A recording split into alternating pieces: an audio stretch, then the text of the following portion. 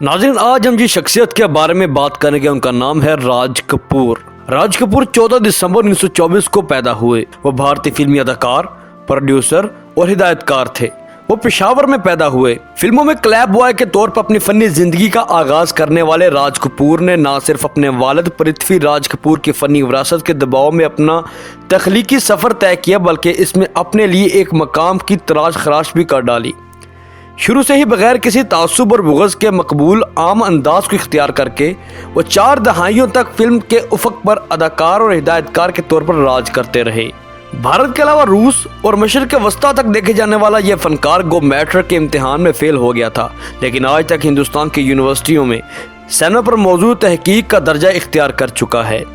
राज कपूर ने अपने फनी सफर का आगाज हिदायतकार किदार शर्मा के असिस्टेंट के तौर पर किया और फिर सन 1939 में इन्हीं की बनने वाली फिल्म नील कमल में हीरो के तौर पर मुतारिफ हुए। इस फिल्म में इनके मद्देमुकाबिल मधुबाला पहली दफा हीरोइन के तौर पर आईं। राज कपूर ने पहली दफा अपनी फिल्म आग की हिदायत दी, जो 1948 में बनाई गई। एक साल बाद बनने वाली इनकी अगली फिल्म बरसात बहुत मकबूल हुई, जिसमें उन्होंने नरगिस के साथ काम किया। इसके बाद तो जैसे कामयाबियों के दरवाजे इन पर खुलते ही चले गए और इनकी मखसूस टीम बनती चली गई।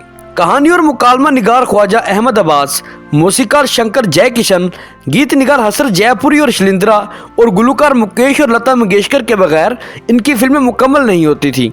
लेकिन इनकी तमाम फिल्मों में राज कपूर के अलावा बुनियादी तरीन किरदार नरगिस का था, जिसे वो अपनी फिल्मों की माँ का दर्जा देते थे। 6 साल तक बनने वाली इनकी अपनी पसंदीदा फिल्म मेरा नाम जोकर के फ्लॉप होने पर दिल बर्दाश्ता रही, लेकिन उन्होंने इस तकलीफदार नाकामी की राख से उठकर फिर कामयाब फिल्में बनाना सीखा। उन्होंने मेरा नाम जोकर के बाद मकबूल अदाकारा डिम्पल कबाड़िया को अपनी फिल्म बॉबी में मुतारफ करवाया, जिसके बाद जीनत अमान की सीतम शिवम सुंदरम और दिवम राणा की राम तेरी गंगा मैली हो गई जैसी फिल्में बनाई। गो इसमें कोई शक नहीं कि इनकी फिल्मों में हीरोइनें हालात की शिकार औरतों के किरदार में आईं, लेकिन इनकी फिल्मों में हीरोइनों के बदन की नुमाइश का इल्जाम भी लगता रहा। हिना राज कपूर की आखिरी फिल्म थी, लेकिन इसका जिम्मा वो अपने बड़े बेटे रणधीर कपूर को सौंप चुके थे। वैसे भी ज़ेबा मुख्तियार के साथ बनाई गई आरके प्रोडक्शंस की इस फिल्म से उम्मीद कम ही थी, लेकिन ये फिल्म भी काफी चली। राज कपूर जी पर 2 बड़े सदमे गुजरे, लेकिन वो अपनी तबई खुशदिली और मेरा नाम जोकर जैसे अंदाज से इन्हें सहार कर आगे बढ़ गए। इनमें से पहला सदमा यह था कि जब नरगिस अपनी घरेलू जिंदगी को फिल्म की दुनिया पर फोकियत देते हुए घर की हो गई, और दूसरा इनकी 6 साल में मुकम्मल होने वाली फिल्म मेरा नाम जोकर का बुरी तरह फ्लॉप होना था, जो कि इनकी अपनी जिंदगी के वाकयात पर मबनी फिल्म थी। फिल्म का मरकजी किरदार एक मस्खरा है जो दुनिया को अपने आंसू छुपाकर हंसाने की कोशिश करता है। उन्होंने एक दफा कहा था कि लोग डायरी लिखते हैं, मैं फिल्में बनाता हूँ। मेरी जिंदगी इन फिल्मों का हिस्सा है, जहाँ हर वाक़े, हर रंग की चमक माजी की याद में महफूज हो जाती है। इनका अहजो दिलीप कुमार की अलमी अदाकारी के साए में घिरा रहा। इनमें से राज कपूर हकीकतन एक जोकर ही की तरह लोगों की मुस्कुराहटें तख्लीक करते थे।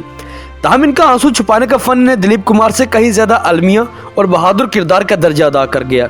2 मई सन 1988 की रात जब राज कपूर हिंदुस्तानी फिल्मों में अपनी गिरा माया खिदमात के लिए दाद साहिब फाल्के अवार्ड लेने के लिए आए, लेकिन दमे के अचानक दौरे की वजह से स्टेज पर अपना अवार्ड वसूल ना कर सके। इससे ठीक 1 माह बाद 2 जून सन 1988 की रात दिल का दौरा पड़ने की वजह से वो अपने खालिक हकीकी से जा मिले। उनकी फिल्में दुनिया के लिए गिरा कदर खिदमात के लिए उन्हें दाद Saheb Phalke award, film fair award और पद्म भूषण अवार्ड से भी नवाजा गया। अगर आपको हमारी ये वीडियो अच्छी लगी है तो हमारे चैनल को लाइक, शेयर और सब्सक्राइब करना मत भूलिएगा। आपसे मुलाकात होगी इंशाल्लाह अगले प्रोग्राम में। तब तक के लिए अल्लाह निगहबान।